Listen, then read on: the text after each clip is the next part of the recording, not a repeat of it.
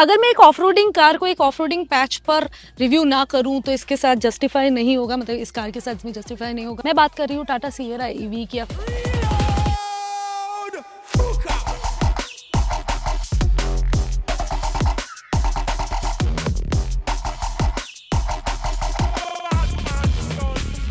Cos ये जो patch आप देख रखे हैं, लोगों ने काफ़ी अच्छा यहाँ पे परफॉर्मेंस की है या इसको चेक किया है, इंक्लूडिंग एस हमने भी किया है, तो देखने के लिए कि ये कैसा वर्क करती है।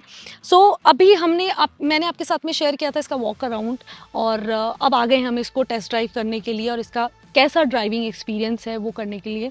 सो ईवी में मैंने आपको बताया था कि जो अगर लुक्स की बात करें तो सेम लुक है, बहुत ज़्यादा फ़र्क नहीं आया, बहुत मेजर, बस आगे से हल्का सा एरोडायनेमिक इसको कर दिया गया है कंपैरेटिवली आइस, क्योंकि उसके अंदर आप ऑफकोर्स इसके अंदर आपको रेंज ज़्यादा निकालनी होती है, तो आपके ऊपर प्रेशर ज़्यादा होता है कि और जितने वे में निकल सके आप निकल सकते हैं। इवन आप देखेंगे कि जो अलॉय है वो भी डिफरेंट आपको मिलते हैं। इसके अंदर जो सबसे बढ़िया चीज़ जो है, मैं बाकी सारी चीज़ें सेम है, वो बाय LED लाइट, मैं उसके बारे में कोई बात नहीं करूँगी। मेजर जो चीज़ है वो ये स्ट्रिप आप देख रहे हैं, ये जो स्ट्रिप है ये कमाल की चीज़ है। मतलब आपकी कार कितनी चार्ज है यहाँ पे देख के पता चल जाएगा। अब ये देखो, ये अच्छी भी है कि आपको मालूम चल रहा है कि हाँ इतनी ही चार्ज है, वो धीरे धीरे धीरे कम होती जाती है। लेकिन बाहर अगर किसी को ये फीचर पता है तो वो समझ जाएगा कि इनकी कार में तो इतनी सी चीज़ बची है, और हो सकता है आपको कोई लूटने वाला या पीछा कर रहा हो तो उसे बाहर से ही पता चल जाएगा कि इसके अंदर बैटरी बहुत कम बची है।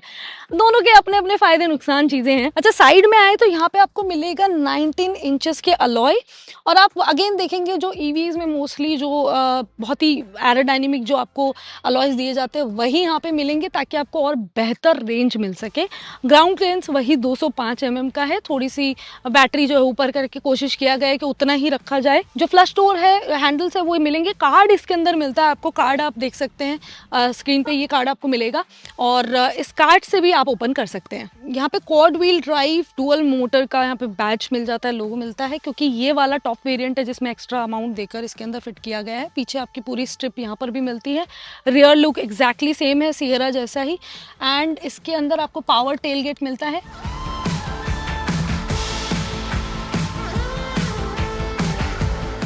622 लीटर की मैसिव बूट स्पेस मिलती है। एक बार रियर सीट और चेक कर लेते हैं।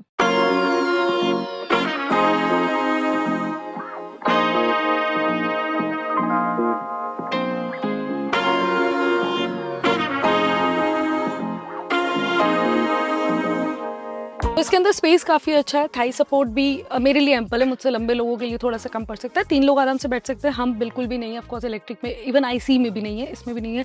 3 यहाँ पे आपको एड्रेस मिलते हैं। पूरा आपको इस सेगमेंट का सबसे बड़ा रूफ इसके अंदर मिलता है। पीछे AC वेंट्स मिल जाते हैं, C टाइप चार्जिंग पोर्ट्स मिलते हैं, फ़ोन रखने के लिए जगह मिल जाती है, और इसके अंदर आपको 12 JBL के स्पीकर्स मिलते हैं विथ डॉल्बी एटमॉस। ओके, तो अंदर आए तो बहुत सारे फीचर मैं आपसे ऑलरेडी शेयर कर चुकी हूँ, जैसे इसके अंदर एक्सटेंडेड थाई सपोर्ट आता है, वेंटिलेटेड सीट्स आती हैं, आपको इलेक्ट्रिकली एडजस्टेबल सीट पोजीशनिंग मिल जाएगी, सारी चीज़ें आपको यहाँ पर मिलती है। ट्रिपल स्क्रीन मिलती है, डेडिकेटेड पैसेंजर के लिए आपको स्क्रीन यहाँ पे मिल जाती है। टेरेन मोड्स मिलते हैं, सब कुछ जो आपको IC में मिलते हैं सारे फीचर यहाँ पर भी आपको मिलेंगे। बाकी जो पैनल है फ्रंट का वो एग्जैक्टली सेम ही आपको मिलेगा जो IC में मिलता है, सारे कंट्रोल्स यहाँ पर है।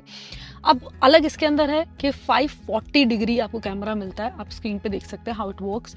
ये एक तरह से आप सोचेंगे कि 540 कैसे काम आएगा, वो है कि आप जब चला रहे हैं और चेसी के नीचे अगर कोई पत्थर पड़ा है, कोई जानवर है, तो आपको दिख जाएगा, आपको स्क्रीन पर ही दिख जाएगा, तो आप पहले से अवेयर हो जाएंगे। It's a safety feature. साथ ही में इसके अंदर आपको अब ऑफकोर्स डॉल्बी के साथ में वायरलेस एंड्रॉयड ऑटो और आपको एप्पल कारप्ले भी मिलता है। सारे कंट्रोल्स, गेम वगैरह आप खेल सकते हैं, सब कुछ इसके अंदर आपको मिलता है। साथ ही में हाइपर AR विजन HUD मिलता है, मतलब आप अपने अकॉर्डिंग यहाँ पे जाके कंट्रोल कर सकते हैं, इसको आप चेंज कर सकते हैं, आपको सारी चीज़ें सामने दिख जाएगी। और उसी के अंदर सिर्फ ये नहीं है कि आपको सिर्फ आप कितनी स्पीड चला रहे हैं, कितने स्पीड में है वही दिखेगा, आपको नेविगेशन भी दिखता है, तो बहुत साई-फाई वाला फील आता है। It's all up to you, आप उसे बंद भी कर सकते हैं। द बेस्ट पार्ट कि आपको नहीं चाहिए तो आप उसे क्लोज कर दीजिए। अब आते हैं यहाँ पर, आप सेफ्टी की बात कर लेते हैं, तो सेफ्टी में इसके अंदर आपको 6 एयरबैग मिलेंगे, आपको डेफिनेटली ADAS लेवल 2 मिलता है। जो सीट कंफर्ट है वो ऑफ कोर्स सिएरा का भी आपको वैसा ही मिलता है। सबसे अच्छी बात है कि जो आपको रोड अपीयरेंस मिलता है, जो सीट हाइट है, तो इतना अच्छा खासा गैप है ना, इतना ज़्यादा हाइट है इसकी कि 6 फीट भी आराम से बैठ सकते हैं। मैंने इसको बिल्कुल ऊपर कर रखा है सीट को, उसके बावजूद भी इतना अच्छा स्पेस यहाँ पर है। विजिबिलिटी बहुत अच्छी है, यहाँ पे आपको ऑटो आरवीएम मिल जाता है, बड़े आपको यहाँ पे ओआरवीएम मिल जाते हैं, तो पूरी फुल विजिबिलिटी, ऐसा नहीं कि बहुत ज़्यादा ब्रॉड है कि आपको दिखने में दिक्कत है, आपको पूरा रोड पे दिखता है, पूरा हुड यहाँ से क्लियरली विजिबल होता है। सो आपको वो जो एक होता है ना कि एक एसयूवी है, उसमें फील आना चाहिए कि आपकी रोड प्रेजेंस होनी चाहिए, वो आपको यहाँ पर बिल्कुल भी ऐसा नहीं लगेगा कि मिस आउट हो रही है। 2 ऑप्शन, पहले तो मैं आपको चाबी दिखा दूँ, मैं बहुत देर से इसको लेके बैठी हूँ। समन का ऑप्शन मिलता है आपको यहाँ पे, समन फीचर होता है कि इससे आप यहाँ से बाहर से ही, कार के बाहर से ही, जो आपने BMW में भी देखा होगा, इसी से ही आप इसको पार्किंग से बाहर निकाल सकते हैं और वापस पार्किंग में लगा सकते हैं। It's all up to you कि आपको कैसे यूज़ करना है। कैन बी ट्रिकी, कई बार ऐसा होता है कि ऑफ कोर्स इट्स टेक्निकल चीज़, कई बार ऐसा होता है कि सेफ नहीं है, बट अगर आप बहुत ट्रेंड है तो ये बहुत अच्छा ऑप्शन आपके लिए हो सकता है। ड्राइविंग कैपेबिलिटी मैं आपको बता देती हूँ, ये ICE से ऑलमोस्ट 200 किलो ज़्यादा हैवी है। आपके क्वेश्चन है, जो क्वेश्चन मेरे पास में मुझे आए थे वो शायद आपके भी होंगे, मैं उसके आंसर आपको दे देती हूँ। पहला कि क्या इसका ग्राउंड क्लियरेंस हैम्पर हुआ है?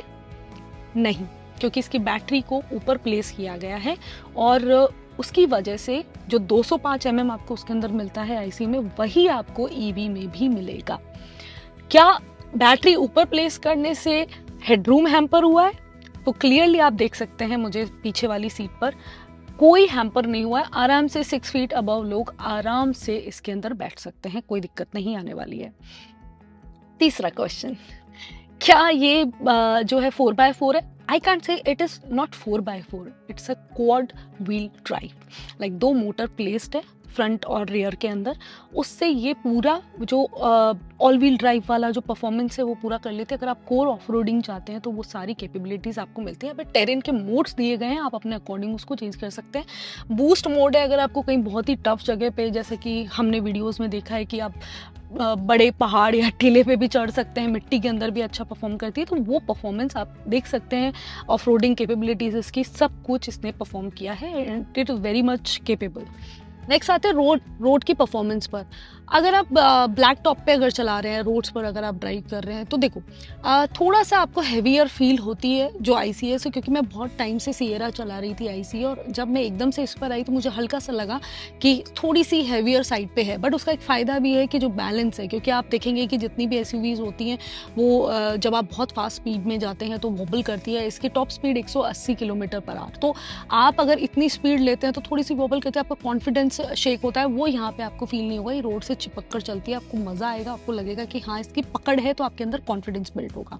0 to 100 5.8 सेकंड के अंदर कंप्लीट कर लेती है। और इसके अंदर जो सस्पेंशन अगर मैं बात करूँ तो इसके अंदर आपको FDD सस्पेंशन मिलते हैं, जो कि काफ़ी पीछे मल्टी लिंक मिलते हैं, स्पेशली इस वाली में, जिसके अंदर आपको डुअल मोटर, जो मैंने आपको शायद आपने अगर मेरा वॉक अराउंड देखा हो तो उसके अंदर मैंने बताया था कि आपको 1.2 लाख एक्स्ट्रा पे करने होंगे अगर आपको ये क्वाड वाला जो ऑप्शन चाहिए। तो इसके अंदर 2 बैटरी ऑप्शन मिलते हैं, 75 किलोवाट आवर का एंड 63 किलोवाट आवर का, और डिपेंड करता है जो आप स्क्रीन पे देख सकते हैं कि इस हिसाब से आपको रेंज मिलती है और इस हिसाब से आपको जो कंबाइंड पावर है आपको मिल जाएगा।